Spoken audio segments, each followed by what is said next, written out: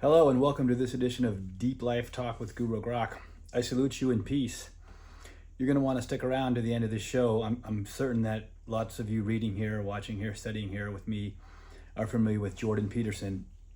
He talks about being dangerous and that a man should be dangerous. And I fully agree with that, with some modifications there. But at the end of this episode, I'm going to talk to you about what it is to be dangerous, how to be dangerous, how to become dangerous.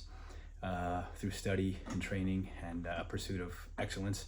So you're going to want to stick around for that. So we welcome you here today, and we are glad to have you with us.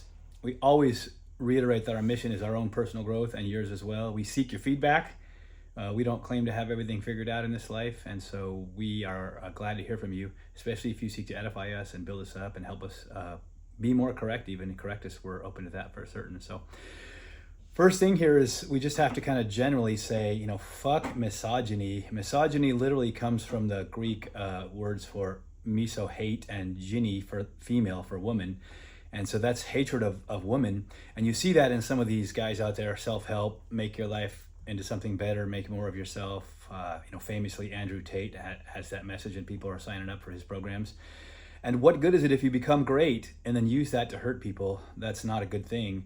So we would encourage you away from that kind of thinking. If you're strong, it should be your duty and your mission in life really to protect the weak, not hurt others. You're not in touch with spirit at all if you're trying to hurt other people when you get strong. That's just what a bully's like, and bullies are weak men, not strong men. So we just want to encourage you away from that kind of thinking, that the woman is just as valuable in this life as the man. All the rights that apply to a man also apply to a woman. They're not property. They're not second-class citizens. They're not lower-class people. They're different, different physiology, and that affects them and makes them maybe weaker than us physically. They don't have the testosterone levels that we do, and maybe even through the mind-body connection, there's different forms of thinking there. But they're different, not second-class citizens, not bad. In fact, my own take is a certain sort of worship of the female.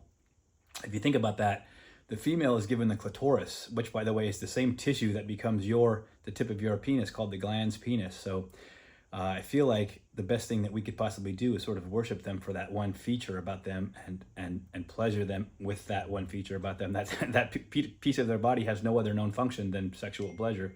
That's a pretty remarkable thing. So I want to encourage you away from any sort of negative thinking like that about women, and encourage them and build them up and protect them. And of course, when given the opportunity, pleasure them and watch them bring the delights of the erotic energy of the universe right into your bed, right onto your body.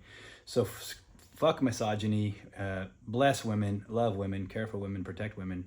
That's definitely an important message here at gurugrok.com and at my YouTube channel. So next thing, kind of related, is about being disciplined about sex. This is an important issue. Masturbation can be turned into like a practice, in a way that you overcome yourself, in a way that you grow. The no fap advice is silliness, because it's totally unnatural to just not masturbate. You're going to have these incredible drives that just come from the physiology of the body, with your nads producing testosterone, and you're living in this world where there's beautiful women and kind of triggering that kind of thinking and that response to the body as well. So it's about overcoming yourself through discipline. It's about a disciplined masturbation practice that involves retention, that maybe involves you masturbating for lengths of time and not coming, so as to be a much better person in bed with a gorgeous woman, a worthy woman, a sexual woman, a sexy woman. And so that's something that I would encourage you to, is maybe set up a practice where you are only nutting, you're only coming, you're only orgasming and ejaculating maybe twice a week.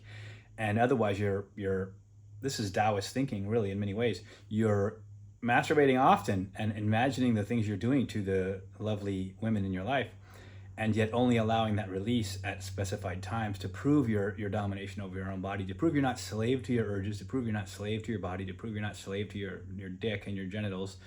And this will make you a much, much, much better man. You'll tap into spirit that way instead of being a slave to your body. Remember that we are spirit, and that you want to definitely be open in spirit, and you want to have a good spirit, and a spirit of kindness, a spirit of thinking, a spirit of diligence, a spirit of all kinds of the virtues in the human being, and definitely grow into a much better man.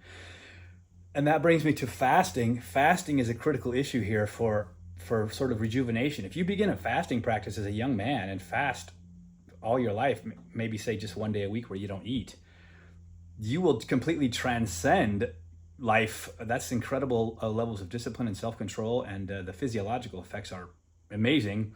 Things like growth hormone spikes, of course, body fat loss, nice stimulation to protein synthesis so you keep your muscle tissue.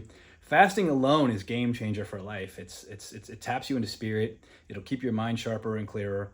And certainly the physiological effects are remarkable. You could be very young at an older age. In other words, biologically aging very slow.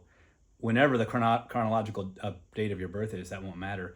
So I regard fasting as truly a way to transcend self, to transcend life, to transcend this body, and be an amazing human being. It drives my entire program. I don't eat anything except for pussy on Mondays, Wednesdays, and Fridays. And that, of course, is game changer for my physiology. I mean, I've got low body fat now, keeping all the muscle, and definitely dropping body fat and having energy through the roof. And on those days that I don't eat, I don't even think about food.